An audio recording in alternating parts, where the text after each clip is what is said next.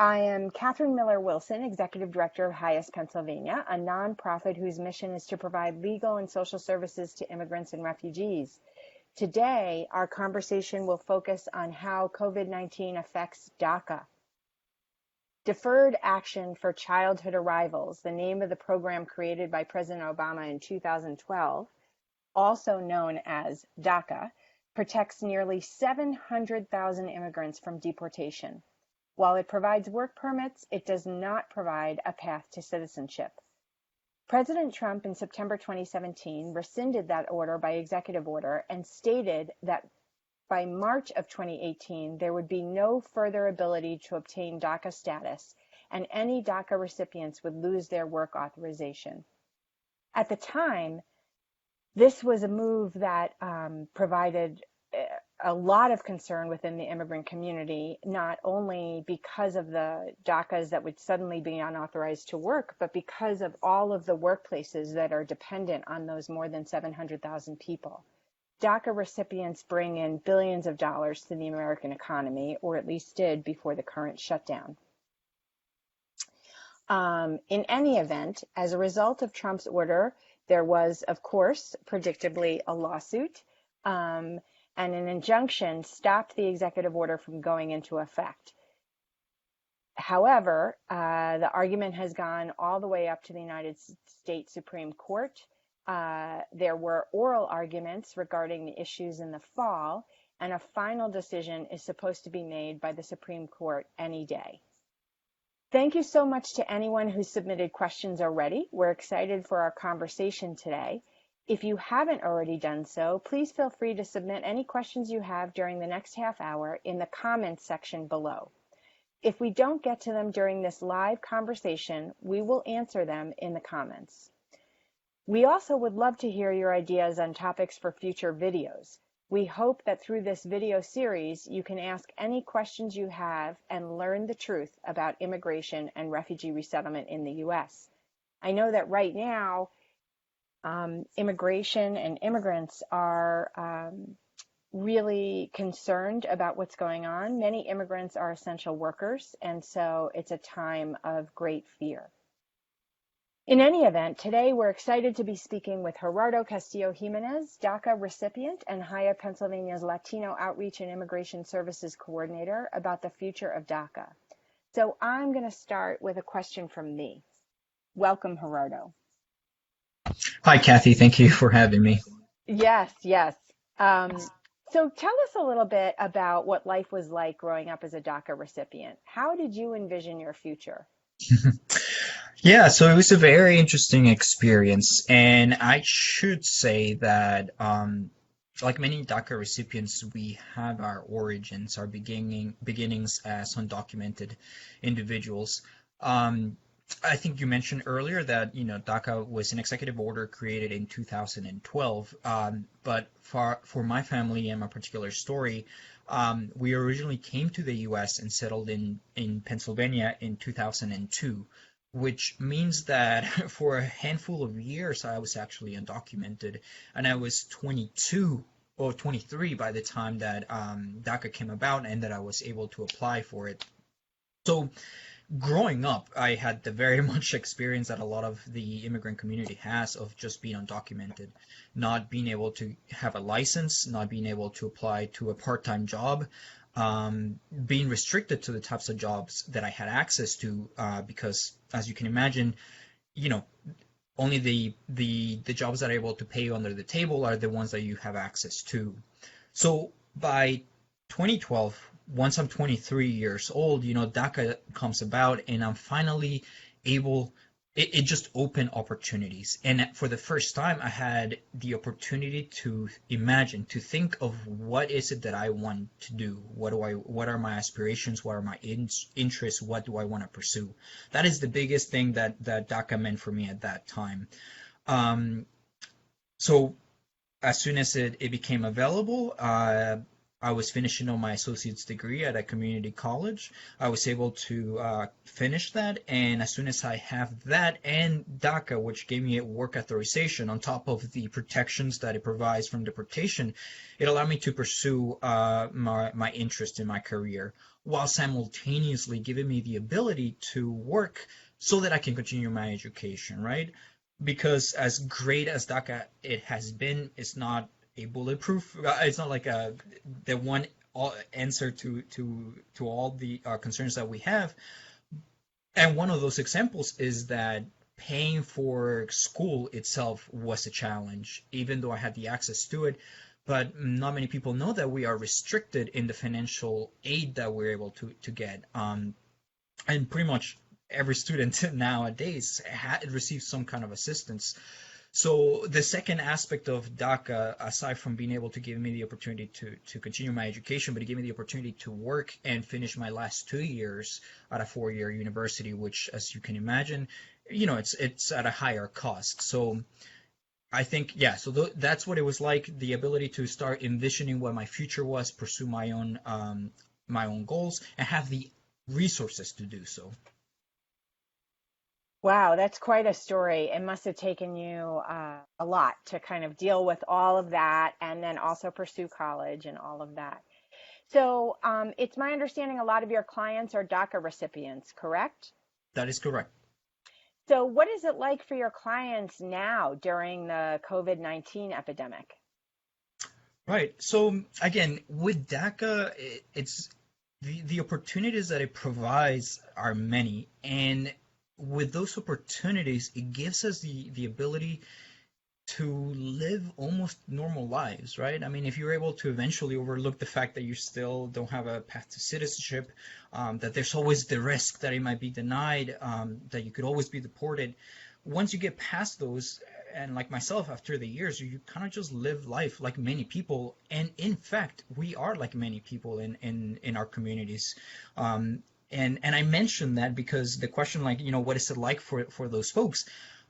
There's such a wide range of people in different positions, in different careers, in different stages of their life, from young college students to people like myself who are now, young professionals starting in our careers, as well as people who are starting to settle down, get married, start families, start their own businesses. So with that wide range of individuals as DACA recipients, they're facing many of the same challenges and issues that many of our members of our community are. Some of them might not be lucky enough, like myself, to be able to work from home. Some of them, like my brother, who is a nurse, are considered essential workers and are every day working, putting themselves at risk. While at the same time, there are folks who, like many of us, have lost jobs, who are unemployed and are trying to make ends meet, figure out what this means for themselves and their families. Sorry, I forgot that I was muted. So much is new and different in this world. It sure is. Um, so, so tell me, are your clients able to receive health care, unemployment, and stimulus benefits? Right, that's a good question. Yeah, so same thing. I think a lot. I want to make sure that people understand, like DACA recipients. Again, it does create great opportunity, and it puts us in very similar situations as many members of our community. With that said, to this particular questions of access to healthcare, unemployment, even the stimulus checks that many of us are starting to see arrive in our houses. Same thing. If I can use myself as a point of reference, like I said, I'm lucky enough that I'm able to work from home.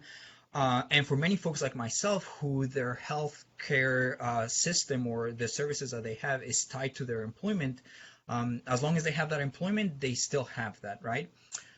Again, on the other hand, if people who are unemployed and who have their health care attached to their employment, they might be losing that coverage. And again, if they're, for example, not able to pay for a private health care, then they might not have any. So losing their job means that you don't have it, and you might not be otherwise eligible because, again, the DACA is not citizenship, it's not lawful permanent residence. So we're seeing some restrictions there, but it really is kind of case by case. So it's very interesting when I work with my clients. I really got to make sure that, we identify their particular situation, not just their immigration status and the fact that they're DACA recipients, but like kind of what their overall life situation is, right? Family members, employment situation. And when it comes to, we get a lot of questions from our DACA recipients in regards to unemployment benefits and the stimulus check, which I think were the other two things that you mentioned. With the unemployment compensation, it really depends on the states, right? It's a state by state issue. And I know from here in Pennsylvania, I would encourage people, if DACA recipients, to check out the Department of Labor. Through their website, one can see what the eligibility requirements are and how to apply. But the biggest eligibility requirement that DACA recipients should be mindful of is the fact that in order to receive that employment compensation, work authorization is required, which is one of the benefits of being a DACA recipient. So all that to say that as long as somebody here has a work authorization and a social security that is valid, which the time that is valid is attached to their DACA status, which needs to be renewed every 2 years, that should make them otherwise eligible. It's not 100%, right? There's other things that they need to take into consideration, but at least here in Pennsylvania, if they have a valid work authorization, they're still within their valid period, they should be able to apply. But again, I encourage folks to look at the Department of Labor website for the rest of the eligibility and more specific requirements. Great. And last but not least, the stimulus check. Same thing. At least the directive that we've seen from the government, from the IRS, is that if a DACA recipient who's work authorized and has filed their taxes, specifically at least for the most recent year, or if not the prior year, what we've been told is that they will use that information that's in the system to provide that stimulus check.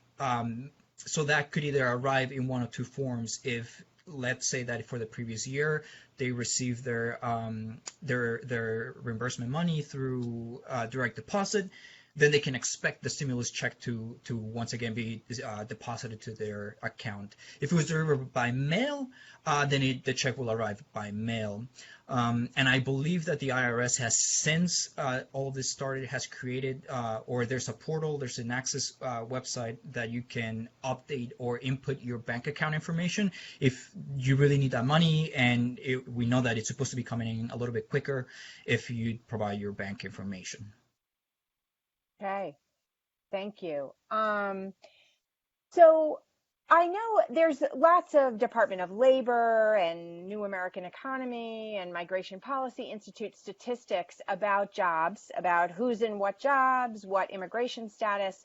But just speaking from your own experience, you mentioned your brother. I assume he is a DACA recipient as well. Yes. Um, and yourself. I don't know Mhm. if you have other siblings.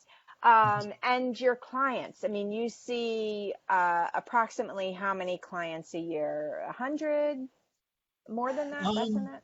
yeah, I would say if not close to 100, definitely. I know that, I don't know, we have over 200 clients just within Highest that we help. And they're all within different time frames, right? Hmm. Depending on when they submitted the last renewal, their 2 years might come up at different times, which creates this kind of steady influx of people that we're constantly helping. So yeah, we're seeing a lot of people, and we're also, we're lucky enough to work with great organizations. We have partnerships with agencies, social services like Aclamo in Norristown, Pennsylvania. It's in Montgomery County, as well as within Philadelphia, Puentes de Salud. And again, although they have their healthcare focused services and the social services focus, they have been really great at helping us connect not only with clients who perhaps have other life events going on that might not be on top of like those things, but as well as connecting folks to us to maybe have an assessment, which is usually the best way to start this process, to identify if we can help them. And if we are, then obviously we're more than happy to. And if not, then we always have resources that we can refer them to. That's great. And so, of the sort of roughly 200 folks in your circle, what are the kinds of jobs that those folks have? Yeah, so Mhm. good question. Like I said, DACA has been a great opportunity for many people to give them the opportunity to pursue their own interests, right? So I've pretty much seen everything, right? I've seen people like my brother who is a nurse, my sister who works for a private company, Deloitte. They do like auditing. I've been very lucky to be part of Highest Pennsylvania, helping the immigrant community, which I'm so And connected just so to. our audience knows, I didn't pay him to say No, that. really, it's amazing. And I'm getting to know folks from everywhere. Like DACA recipients are everywhere in between, from a mechanic, from college students working at supermarkets, baristas, nurses, legal representatives, social workers. We really are all over the place. We really are. We've infiltrated every aspect of our communities. Great. And because we're in the midst of this pandemic, I want to talk a little bit about your brother. Um, you said he's a nurse, so I imagine he is unbelievably busy. Have you been able to talk to him or, uh, Yeah, late at night after a long 12-hour shift. wow. Certainly. And it's scary, because and I know we probably talked a little more about this in a little bit, but we're pending a Supreme Court decision that not only will impact him and myself, but thousands of people, and just the realization that it not only will impact us, but just the people that he cares for. I mean, he has so many patients that he's in charge of. And he's not the only one. I think there was a recent article, maybe in the New York Times, that just talked about just the numbers of DACA recipients who are just in the medical field and what it would mean to not have those people in the workforce. Even if we're not talking about deportations, what the Supreme Court is talking about is ending this program, which means in the very immediate future is that their work authorizations, their ability to continue to contribute financially and in other aspects to our community will be gone, right? So you have hundreds, if not thousands, of nurses in this very critical moment, just being taken out of the workforce. I think that it's not only harmful to the individual, but to our communities. Yeah, and I don't know if this is something your brother and you had ever talked about, but my understanding is that prior to this crisis, there was a nursing shortage in any event, and the Right. crisis has only exacerbated that, so that there's just even more of a nursing shortage. Is that Yeah. is that your understanding as well? Yeah, again, I'm not sure how representative this is, but I know that, like I said, my brother, I'm really no, I'm not kidding when I say that, we usually have conversations at night because he's telling me maybe 2, 3, 4 days he'll just do doubles back to back. Mhm. And it's the same thing. It's not only that initially there was a shortage of nurses, but now when they themselves are being exposed and have to, no longer be able to work, you have other people who are picking up those extra shifts. So they're really overworked, they're exhausted, they're doing everything that they can. And in many situations, my brother told me himself that they were working under the directive that unless they're showing active symptoms, they really need them to come in anyway and help out. So, I mean, it's just a really hard situation to see him and just all those nurses in. So thank you for that. I, wanted to focus on that a little bit because President Trump issued an executive order just late last night. I don't know if you've had an opportunity to read it, but he expressed concern about the economic recovery, and the fact that there are so many people unemployed. And so the people that are unemployed that are Americans should have opportunities first to get jobs. And I guess what I wanted to highlight is that there is plenty of room for Americans to become nurses. There was before the pandemic. With the pandemic, there's even an even greater need for those who are interested in becoming nurses, who are looking for nursing jobs, who are looking for nursing training programs, et cetera. And it sounds like you would agree with that. Yeah, no, absolutely. I mean, I think that sometimes that's a misguided idea. I think that sometimes, it's those ideas are spread, I think, in order to create fear of the unknown of the other. But the reality is like, yeah, I mean, there's always job opportunities. I mean, unemployment rates, it's never been at 0%, right? But to create policies in this way, when when we know that there is room, that we want people to work, and then having people, for example, at least talking in the context of nursing, I mean, we need the people there. I mean, I don't think that this will actually give Americans an opportunity to get these jobs when, even as is, right before, even prior to this situation, it was still a much needed uh, job. Hmm. Right, right. Okay, and so we talked a little bit about what will happen if the Supreme Court ends DACA. Obviously, it's a fairly grim prospect, right? If DACA ends, does that mean, what does that mean for you, for your brother, for your clients? What does that mean in terms of the ability to continue to work? So that even if there are jobs, you're not laid off, you're not fired, but are you able to work? Yeah, so I think there's a few things that I think will happen if we get the unfortunate decision that we're anticipating. I think in the more immediate future is going to be the, the termination of lawful employment, right? If they decide to end DACA, and if we are not able, despite our efforts to help as many people to renew their filings, with the hope that they will at least let those people run out the rest of the time, which is usually 2 year period. Those are hundreds and of thousands of people who will no longer have work authorization, who will no longer have a valid social security number, who will no longer have a valid state driver's ID, driver's license or state ID. With that, then it's going to fall onto the employer to assess that situation. If an employer has one to, however many DACA recipients employed, having to let them go because there will be pressure on them as well from the government to have people who are otherwise authorized to work in the United States. So you will, from the individual aspect, these are people who will, after years since 2012, being able to once again feel like they are members of society, to be pushed back into the shadows, right? To once again be undocumented. And although it might not be a new feeling for them, but I have to believe, I know that to me would be a tragic realization too, after so many years of work, education, and opportunities to be back in that situation. It would be not only emotionally difficult but also financially hard, especially when people have started to build their lives here, have families who might depend on them, so I think that is the more immediate kind of consequence that we see in from the individual aspect, as well from the business aspect. People who might have to lose employees and how that might impact their work. Um, So, mhm. sorry, I didn't mean to interrupt, but No, no, no, go just ahead.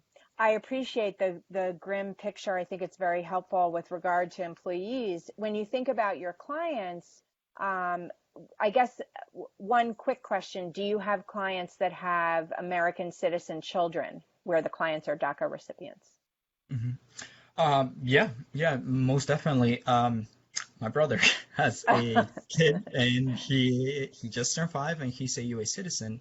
Hmm. And just a little bit about him. I mean, he's a single parent right now. Hmm. So I often, not wanting to, but can't help but to think, if my brother or somebody in a similar situation who has people who depend on him, even a U.S. citizen, what life would look like for that person. Hmm. And for the citizen children or the citizen family members or anybody who depends for the overall well-being. I mean, we're talking about like huge impacts way beyond the individual person. Hmm. Right. And what do you say to someone who says, well, you know, they had status, I understand that, and now they have a child, but why can't they just go home? What's your response to that? Go home to their country of birth. I mean, Well, that's part of the question, right? Is that home? yeah, right, exactly. I mean, and trying to think, I mean, it's just such a complex answer, right? And it's hard to people to understand it without really being able to live the fact that we were born in a particular country, but we have no connection to that country. We have grown up in this country. We've made our lives here. I mean, even some of us don't even speak our native language well enough to even to nicely assimilate, even if we wanted to, right? I mean, I don't think anybody leaves their country just because they want to. They want to uproot and their life and start all over because they want to. We were put in this situation by whatever situation our parents were going through. Um, but we are here now. We have established. I mean, to us, this is home. I mean, to say that to go back to our home, it just doesn't make sense. It's hard to compute when we realize. I mean, what are you talking about? We went to the same schools together. We grew up in the same areas. Um, so I mean, I'm not sure. Sometimes it's hard to have a conversation with somebody like that, other than to tell them, hey, listen, I am home. It's just a piece of Right. paper that doesn't recognize me as being part of this of the country, the state, the community that I've been a part of for the majority of my life at this point. Right. Well, thank you very much, Gerardo.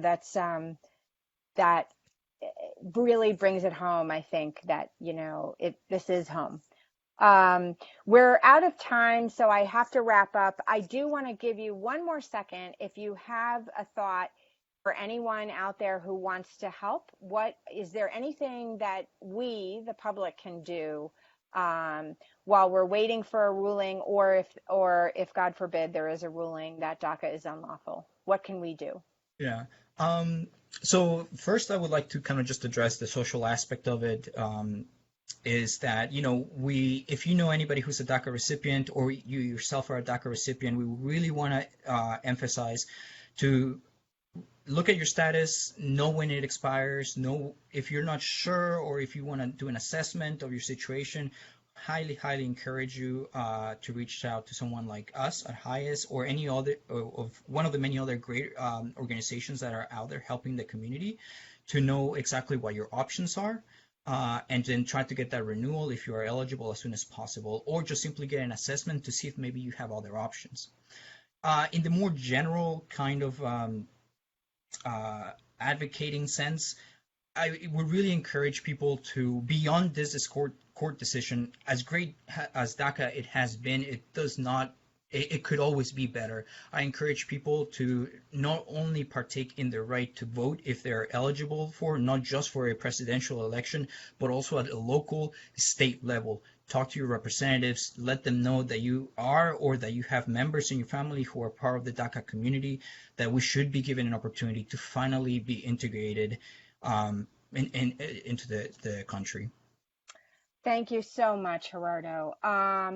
Okay, so I want you to stay tuned for Highest Pennsylvania's next Ask Me Anything, which is early June. As always, you can learn more about how to support DACA recipients, asylum seekers, other immigrants, and refugees at www.highestpa.org.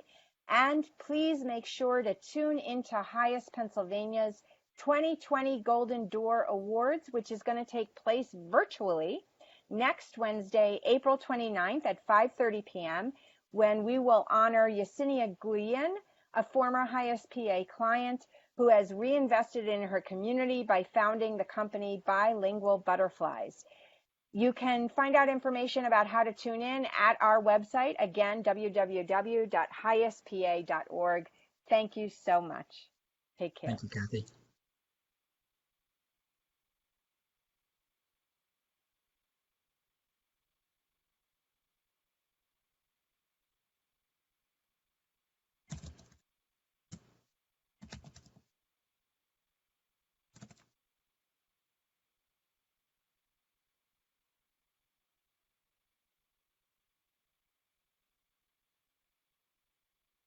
Are we still live? I don't know. Hopefully not. Okay. Okay. Well, I guess we should hang up just to make sure. Right. Okay. All right. Well, thanks, touch, Kathy. Bye. Thanks, Roberto. Sure.